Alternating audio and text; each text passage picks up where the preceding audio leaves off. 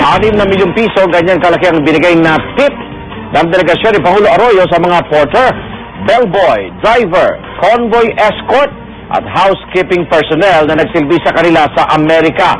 Kaya naman huwag na magtaka na hindi lang pala 19 kundi 37 million pesos ang ginastos sa mga Pilipino sa US trip ng Pangulo. May saksi exclusive sila Alves. 37 million pesos at hindi lang pala 19 million ang nagastos sa 6 na araw ng Pangulong Arroyo sa Amerika. Paglilinaw ni Deputy Executive Secretary for Administration and Finance Susana Vargas, gastos pa lang sa New York City leg ang 19 million pesos. Base sa ibinigay ni Vargas na breakdown ng gastos ng Office of the President, lumalabas na mahigit $371,000 o 18 million pesos ang nagastos ng presidential delegation sa 3 araw na pamamalagi sa Washington, D.C. Mahigit $70,000 dito ang para sa hotel accommodation, $82,000 sa transportasyon, halos $80,000 sa Filipino community expenses, at $42,000 sa representation expenses. Pumalo naman sa $66,000 o 3.1 million pesos ang napunta sa gratuities o tips na binigay sa mga bellboy, porter, driver, convoy escorts, housekeeping personnel at butler.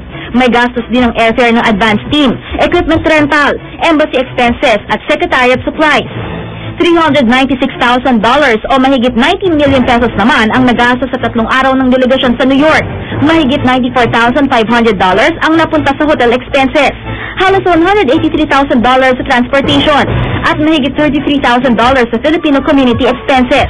Nasa $14,000 naman ang gastos sa secretariat supplies, habang mahigit $10,000 ang eroplano mula Washington patungong New York. May gastos din sa equipment rental at consulate expenses. At syempre, ang mga tips, umabot sa tumataginting na $59,000 o 2.8 million pesos. Kaya sa kabuuan, mahigit 37 million pesos ang nagastos sa US trip. Hindi pa naliliquidate ang gastos sa San Francisco kaya hindi pa sarado sa halagang yan ang kabuuang gastos sa US trip. Dumaan pa kasi doon ng Pangulo bago umuwi sa Pilipinas. Pero kung nalulula na kayo sa halagang 37 million, gastos lang yan ng mahigit 50 tao na kinabibilangan ng Pangulo, ni First Gentleman Mike Arroyo, Senator Miriam Santiago, Senator Lito Lapid, Speaker Prospero Nograles, Executive Secretary Eduardo Ermita, iba pang Malacanang officials, PSG at iba pang support staff. Sagot daw ng kani-kanilang departamento ang gastos ng 8 cabinet secretary na kasama. Pero hanggang ngayon, palaisipan pa rin kung saan nanggaling ang gastos para sa mahigit 20 kongresistang sumama. Ayon kasi sa palasyo, hindi ang Office of the President ang sumagot ng gastos nila. Sabi ni Press Secretary Serge Remonde, hindi naman daw sila nagbuhay-hari sa Amerika. When I was in Willard, I was sharing a room with Joey Isabelo in New York. 3 kami na room, so matipid kami sa OPS. Una nang sinabi ni Nograles na hindi ang Kamara ang gumastos para sa mga kongresista. Sinegundahan niya ni Congressman Benny Abante at Del de Guzman na parehong kasama sa biyahe.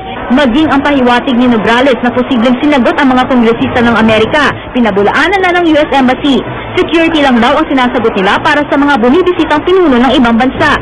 Sabi ni dating Budget Secretary Ben Diokno, noong panahon daw ni ERAP, hinuhugot sa nakalaang 1 milyong pisong travel budget ng mga mambabatas ang kanilang gastusin sa mga biyahe. Pinapayagan din daw mag-cash advance. Pero di raw ito gaanong ginagawa, maliban na lamang kung talagang kinapos sa budget ang delegasyon. Noong panahon namin, department secretaries, kung kasama ang GPM or Trade or Finance, charge sa'yo. Ang kaso, ang daming nabubulol sa pagsisinungaling, kaya kanyang version. Kami, ginagawa namin ang lahat ng aming magagawa sa pagpapaliwanag, kahit ano pang mga batikos at mga paglalait ang ginagawa nila sa amin.